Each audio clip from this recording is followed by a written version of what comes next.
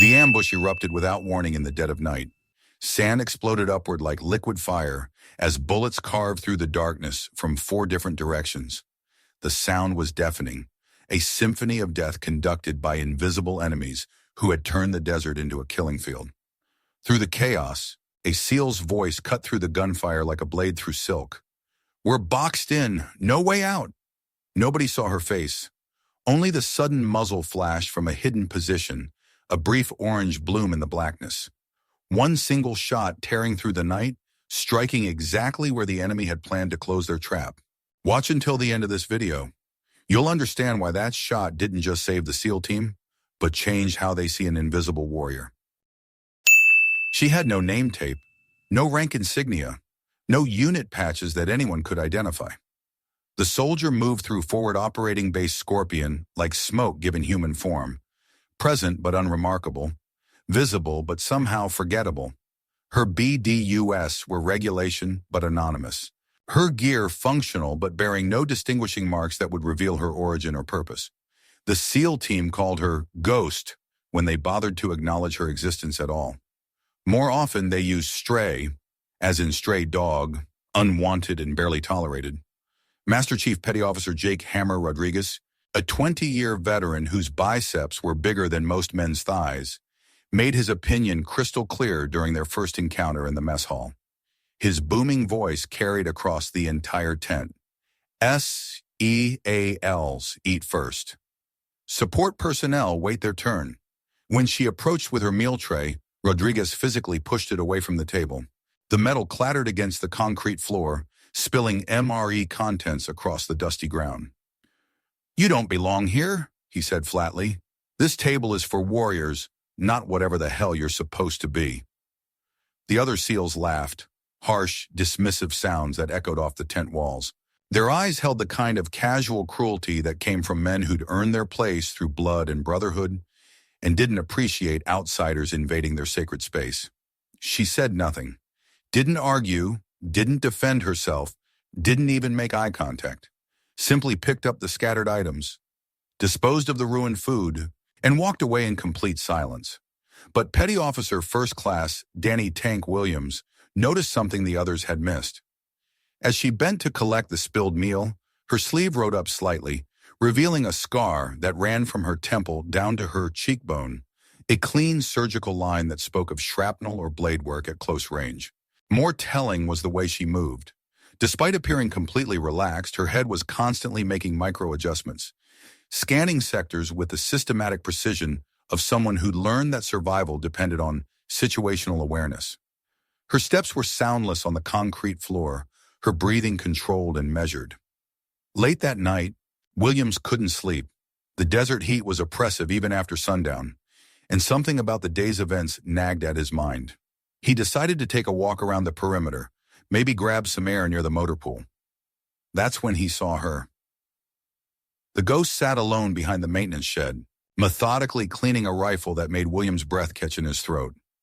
It was an M82A1, Barrett .50 caliber, a weapon that wasn't standard issue for support personnel. Hell, it wasn't standard issue for most combat troops. But it was the way she cleaned it that made Williams pause in the shadows and watch.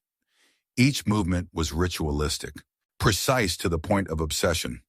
She disassembled the bolt with movements so fluid they seemed choreographed. Every component was inspected, cleaned, and reassembled with the kind of attention to detail that Williams had only seen in master gunsmiths. Her gray eyes never wavered from the weapon. In the pale starlight, those eyes looked like chips of winter sky, cold, focused, and utterly without mercy. Williams noticed something else. Ammunition. Not standard military rounds, but custom loads with brass that gleamed like gold. Each cartridge was individually inspected before being placed in a magazine with movements so careful she might have been handling religious artifacts. A tattoo peeked out from beneath her rolled sleeve, something dark and serpentine wrapped around what looked like a rifle barrel, but the shadows made it impossible to see clearly. Williams started to retreat, not wanting to intrude on what was obviously a private ritual. But as he turned to leave, her voice stopped him cold. "Sleep well, Tank. Tomorrow's going to be a long day." She'd known he was watching, had probably known from the moment he'd approached. Yet she'd continued her work, undisturbed by his presence. The alarm klaxons began wailing across the base. Their nightmare was about to begin. Where are you watching this video from? If you were in this situation, what would your first emotion be? Share your thoughts and subscribe to continue this incredible journey. The convoy hit the kill zone at 0347 hours. They'd been conducting a routine patrol, 6 vehicles carrying 2 squads of SEALs plus support personnel to investigate reports of weapons caches in a village 30 clicks northeast of the base. Intelligence had rated the mission as low risk, practically administrative. Intelligence had been catastrophically wrong. The first IED detonated directly under the lead Humvee, lifting the armored vehicle 6 feet into the air before slamming it back down in a twisted heap of burning metal. The explosion was so massive that Williams, riding in the third vehicle, felt the shock wave through the floorboards like a physical blow to his chest. Before anyone could react, machine gun fire erupted from concealed positions on both sides of the narrow dirt road. The enemy had chosen their ambush site with tactical brilliance, a natural choke point where the convoy couldn't maneuver, with elevated firing positions that provided perfect fields of fire down the length of the trapped vehicles. Contact! Contact! Heavy fire from multiple positions. Rodriguez's voice crackled through the radio, but the transmission was barely audible over the thunderous roar of incoming rounds. 50 caliber bullets punched through armored plating like it was cardboard. RPGs detonated in sequence, methodically working their way down the convoy. The air filled with the acrid smoke of burning diesel and the metallic taste of blood. Williams dragged a wounded teammate behind the burning wreckage of their Humvee, his hands slick with blood as he tried to apply pressure to a sucking chest wound. Around him, the remaining SEALs were returning fire with everything they had, but their position was hopeless. "We're sitting ducks!" Petty Officer Martinez screamed over the gunfire. "They've got us zeroed from 3 sides." Tank tried to establish communication with their base, but every frequency was being jammed. The enemy had planned this ambush with professional precision, cutting off their escape routes and isolating them from any hope of rescue. Rodriguez appeared beside Williams, his face streaked with soot and blood. "Tank, we've got 4 killed in action and 3 critical wounded. Ammunition is running low, and I count at least 50 enemy fighters in fixed positions." The math was brutal and simple. 12 remaining SEALs with limited ammunition against a well-prepared enemy force that outnumbered them 4-1. They had maybe 10 minutes before their defensive fire would be completely suppressed, and then it would be over. "Where's our support?" Williams demanded, chambering his last magazine. "Ghost?" "She was in the trail vehicle when it hit," Rodriguez replied grimly. "Probably dead with the rest of the rear element." That's when the impossible happened. A single rifle shot cracked through the night, sharp, clean, and absolutely precise. One of the enemy machine gun positions simply went silent, its crew eliminated by a shooter they couldn't see. "What the hell?" Martinez stared at the suddenly quiet enemy position. "Did one of us make that shot?" Rodriguez was counting heads, trying to account for every member of his team. "Negative. All our people are accounted for in this position." Another shot. Another enemy position eliminated. Then a third shot, and Williams watched through his night vision scope as an enemy sniper who'd been raining death down on their position simply disappeared in a spray of red mist. The enemy fire began to slacken as confusion spread through their ranks. Their coordinated ambush was being systematically dismantled by an invisible predator who seemed capable of reaching out and touching them from impossible distances. "Whoever's shooting, they're not using standard ammunition," Rodriguez observed, studying the effects through his scope. 50 caliber, definitely, but the terminal ballistics suggest custom loads. Williams felt a chill run down his spine as he remembered the previous night. The Ghost methodically cleaning her Barrett, inspecting each golden cartridge like it was precious beyond measure. The 4th shot eliminated an RPG team that had been preparing to finish off the trapped SEALs. The 5th shot sparked a secondary explosion that suggested an enemy ammunition cache had just been compromised. "She's alive," Williams whispered in amazement. "Who's alive?" Rodriguez demanded. "The Ghost." "She's out there, picking them apart one by one. As if summoned by his words, her voice crackled through their radio. Calm, professional, absolutely without emotion. Hammer actual, this is Overwatch. I have eyes on multiple targets. Recommend you prepare to move on my signal. Rodriguez stared at his radio in disbelief. Overwatch? Who the hell is Overwatch? But Williams was beginning to understand. The systematic precision of the shots, the custom ammunition, the way she moved through their base like someone accustomed to operating alone behind enemy lines. This wasn't some support technician who'd gotten lucky with a borrowed rifle. The sixth shot eliminated what sounded like a heavy machine gun position that had been anchored the entire eastern flank of the enemy ambush. The seventh shot struck something that exploded with enough force to light up the entire battlefield. Enemy voices could be heard shouting in panic now, their disciplined ambush dissolving into frightened chaos as an invisible angel of death stalked them from the darkness.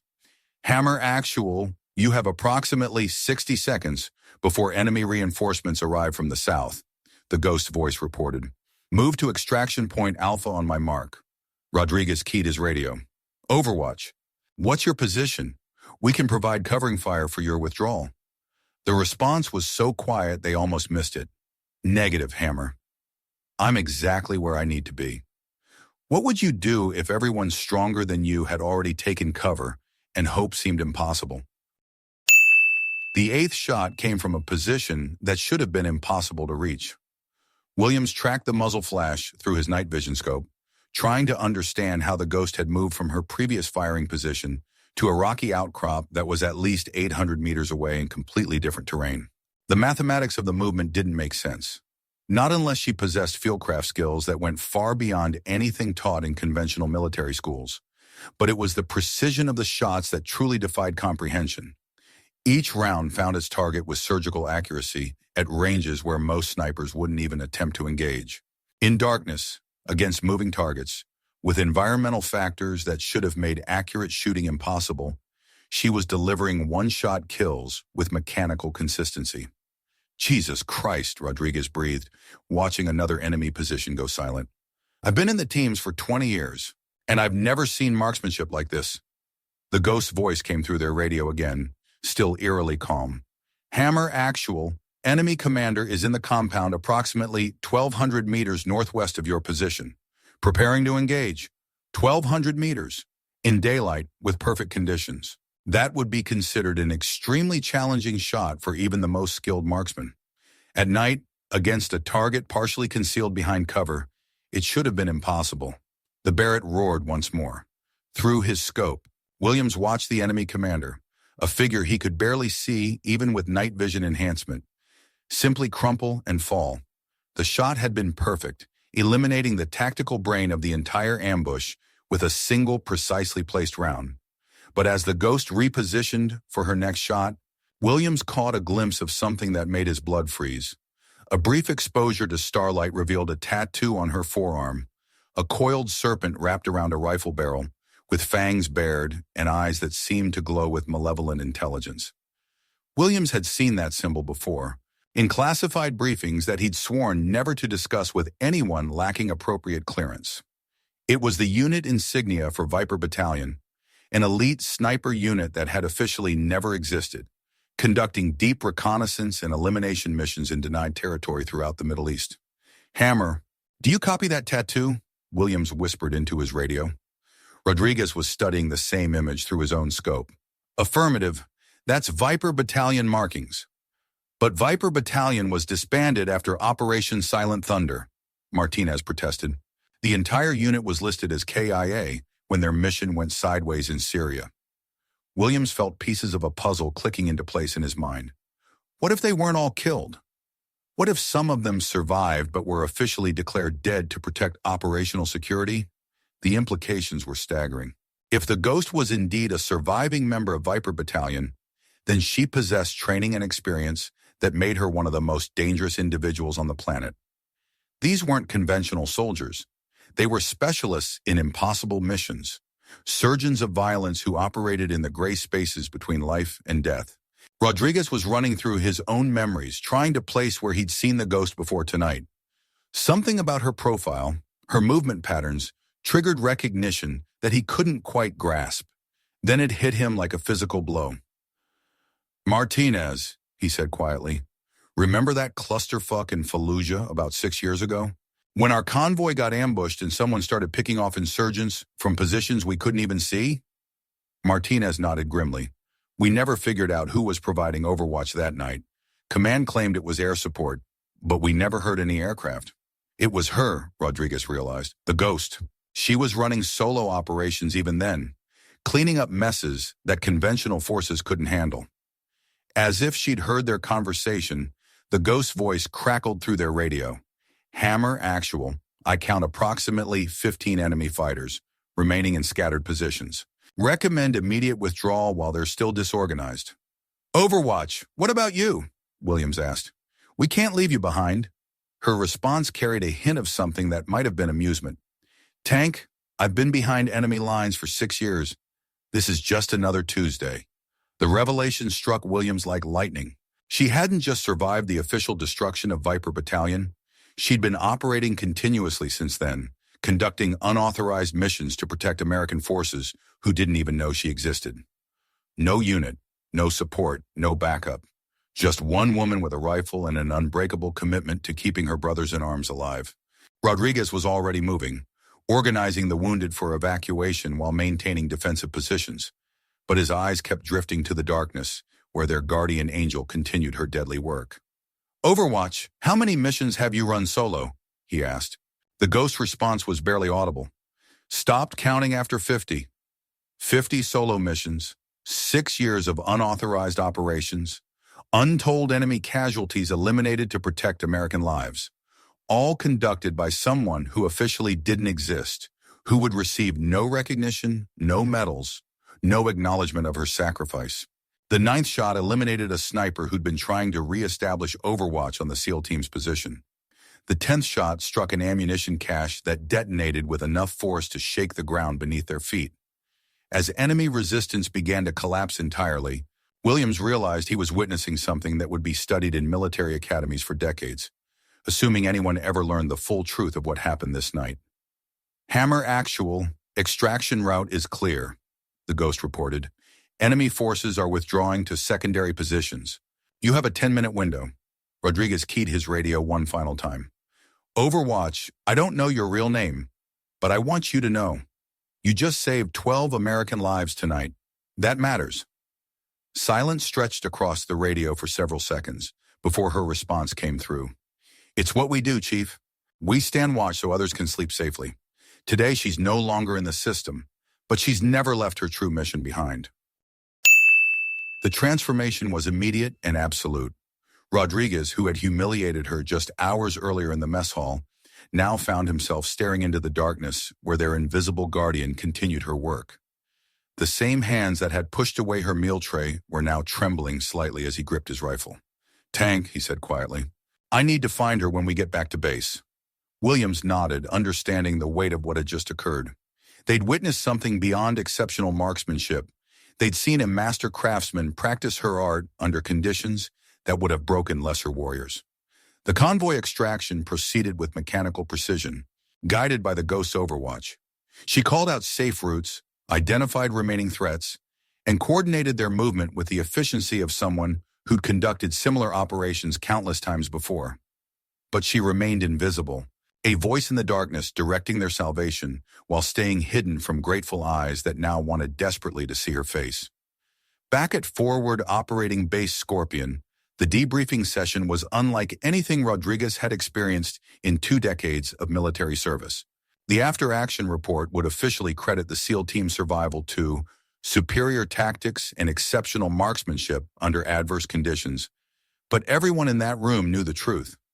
One woman, operating alone with nothing but skill and determination, had single-handedly turned a massacre into a rescue.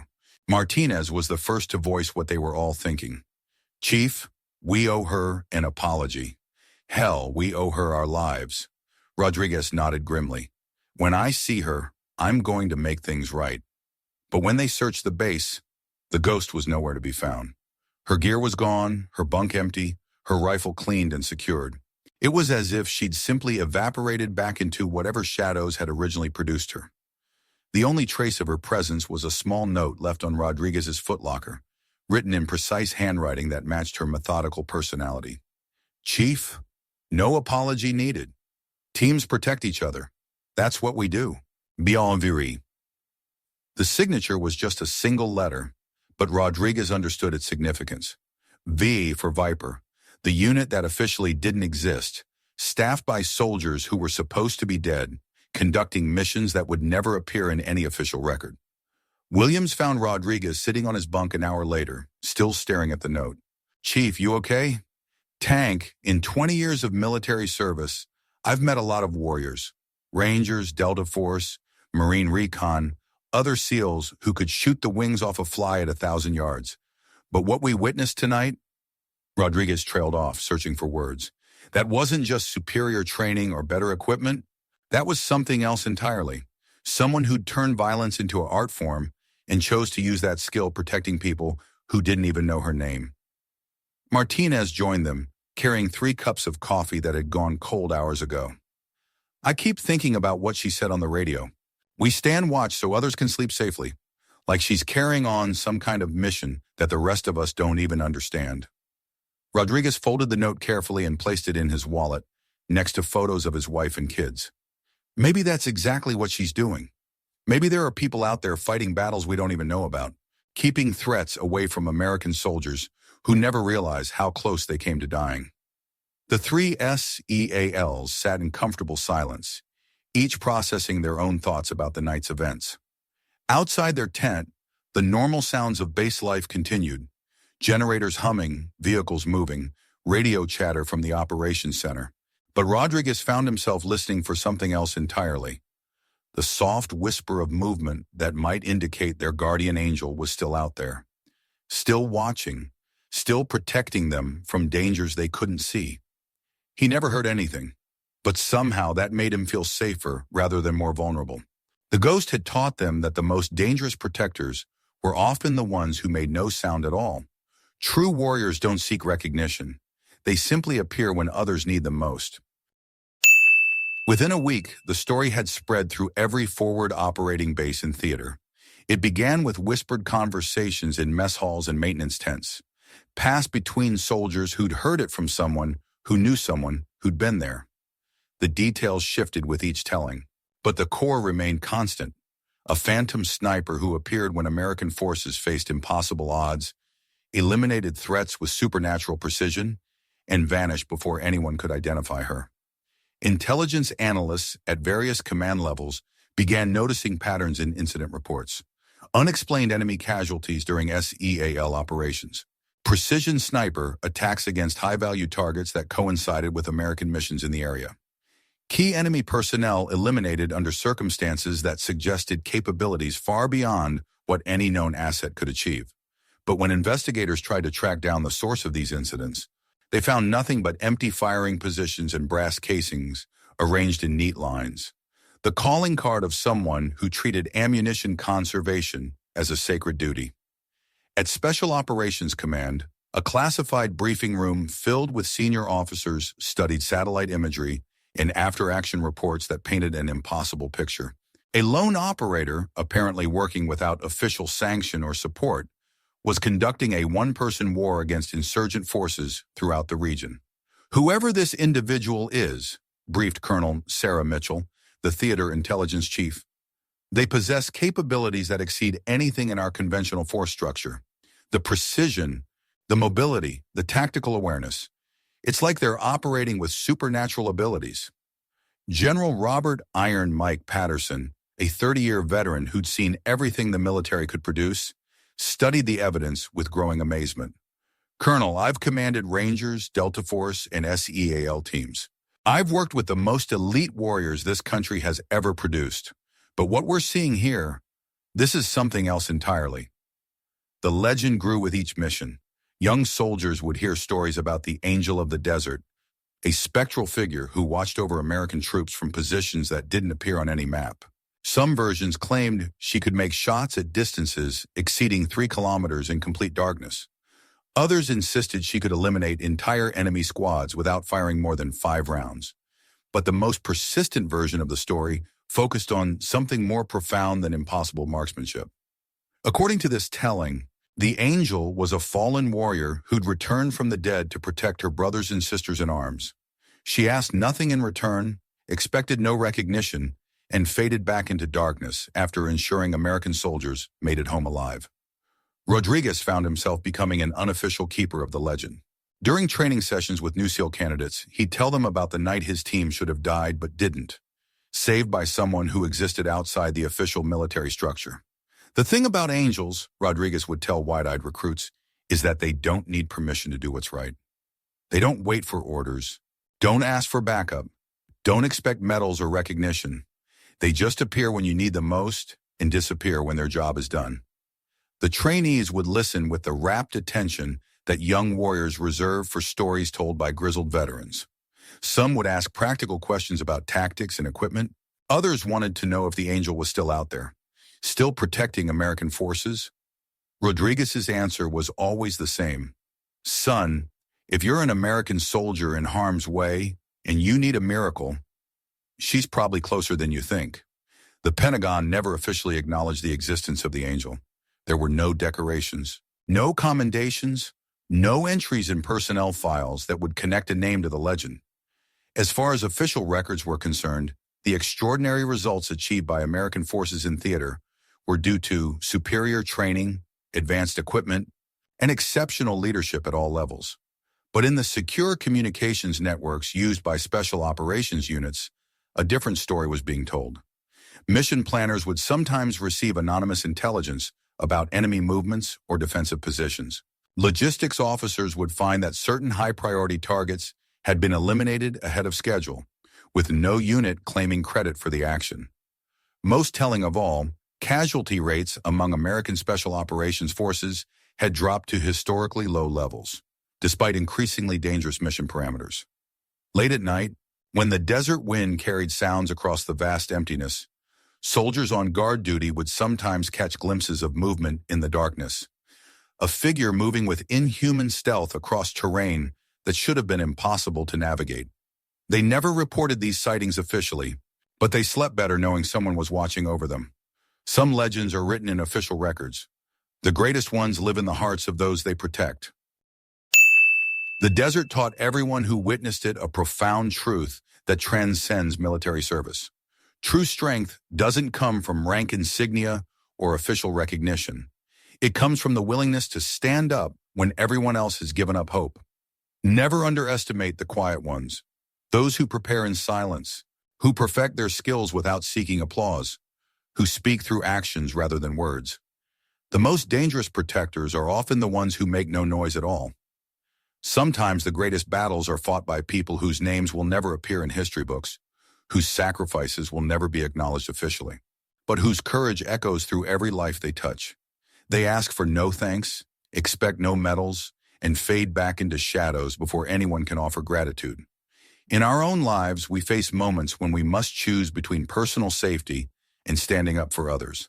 The ghost's legacy reminds us that one person, committed to doing what's right regardless of recognition or reward, can indeed change everything. True heroes don't seek the spotlight. They work in darkness so others can live in light. Comment respect if you believe one courageous action can change an entire battle. Subscribe to HL Stories so you never miss the untold stories that define true heroism.